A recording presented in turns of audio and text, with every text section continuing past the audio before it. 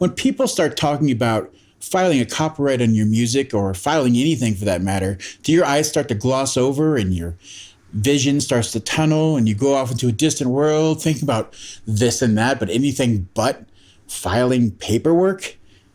Well, today, let's go over a real simple, what is copywriting? Do you need it? And get this out of the way. Let's have a think on that.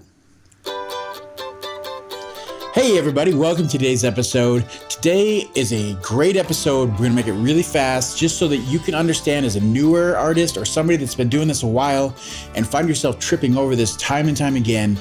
Do you need a copyright for your music? What do I need to do? What is it? So on and so forth.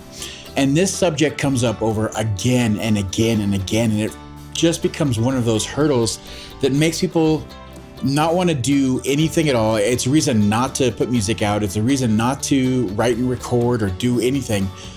And we just want to remove another one of those stumbling blocks. So let's get right into it. Why are people worried about a copyright?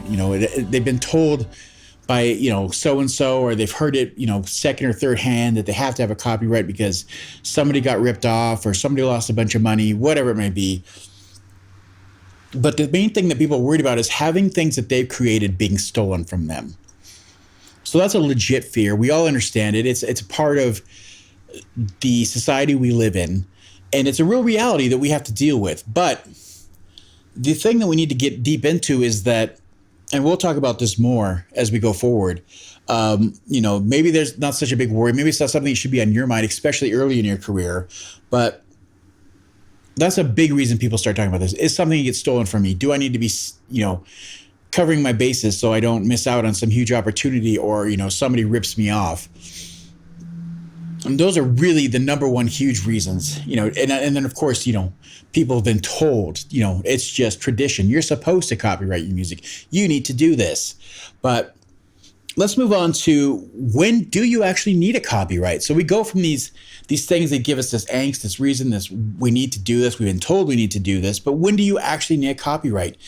And the only time that comes into, I need a copyright, is when somebody's taken to court because they feel like they've been wronged, or somebody's suing over the rights to a song. And that only comes into play 100% of the time when there's money involved. So it's only when something's either broken out, it's a 1 in a million, 3 million, 10 million huge hit, and then somebody on the back end's trying to find a way to get money off it. It sounds a lot like my song, or it sounds too much like this song, or I wrote that first. So all those kind of things can come into play. But we're talking about the elite of the elite, the luckiest of the luckiest. And I'm sorry to break this to you. If you're watching this, it ain't you. You're not in that category. As a beginner, you don't really need to be focusing on getting a copyright for your music for those reasons. And here's what I'm going to tell you and the reason why. A copyright on your music exists the moment that you put pen to paper and write that down. If you write a song title and you write out your lyrics and what chords go with it, whatever it is, if you have that piece of paper and it's been written down, you now have a copyright on that song. Plain and simple.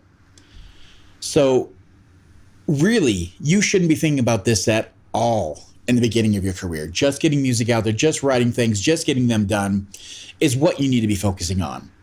This never should be a hurdle for you to get started, to get that ball rolling, to get that inertia behind you and get things moving in the right direction.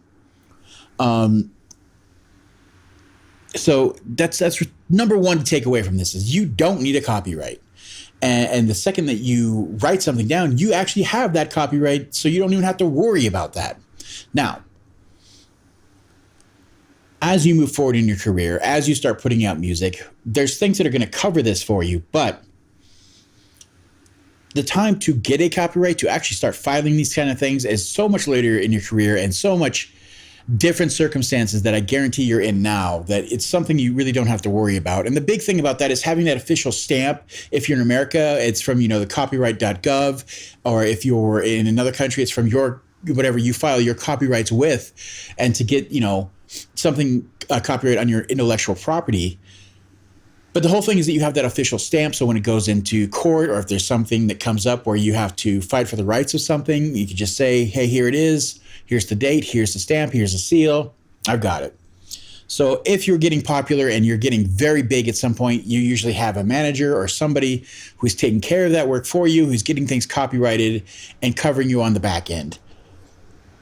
That's so much further down in people's career, and very few people actually make it to that. So you really shouldn't be worrying about it.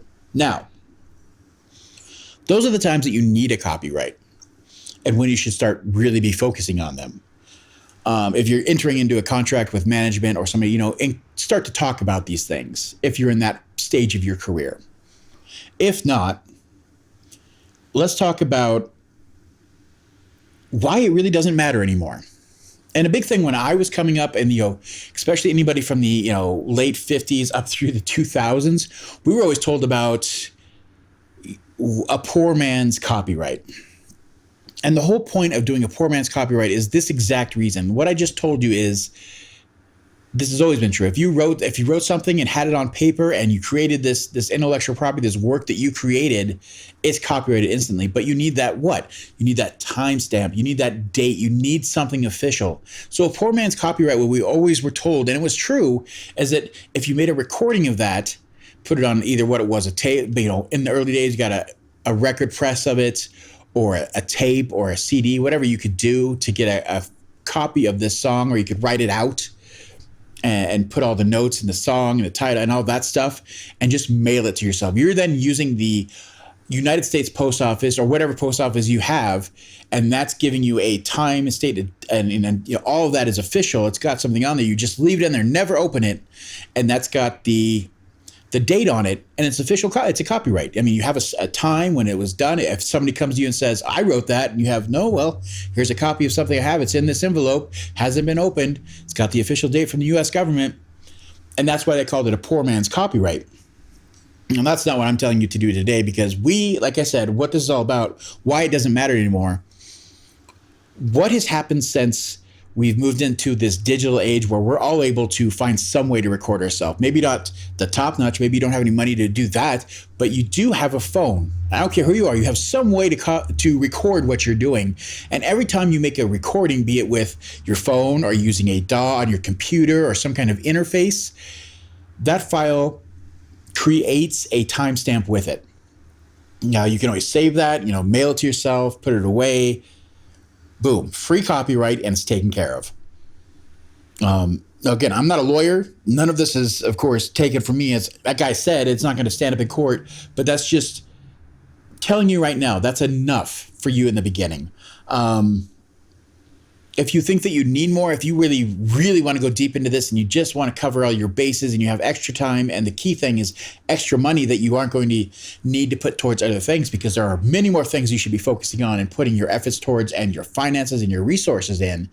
But if you just have that kind of stuff and that money, and this is the one thing you're going to do, hire yourself a entertainment lawyer and they will do all that for you, tell you what you need. But in any other case, if you just need a timestamp and that date, something to make it official, sign up for a distribution company. Get TuneCore. I always recommend to my artists that come through, and myself, I use it for my works. DistroKid is fantastic. I'm not sponsored by them. I just say, you can upload your music to DistroKid, pay one price a year, and upload as much music as you want. You get to set the release date. You can put it for never or not yet and just have it uploaded. And it's officially got a date on it. It's with another company. There's 2 different versions of it. So you have yours, they have a copy of it, and have all of that taken care of. All your bases are covered. So you could go that free route and it's not free. Obviously, you're paying for a distribution company, but you're going to be using that anyways in your career. So you can just utilize that tool that you already should be having.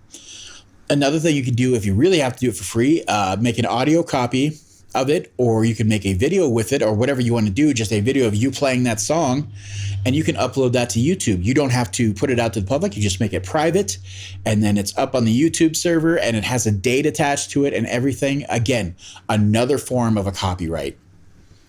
All these things are to tell you that you don't have to be investing money and you don't have to go that route. There's free ways to do this.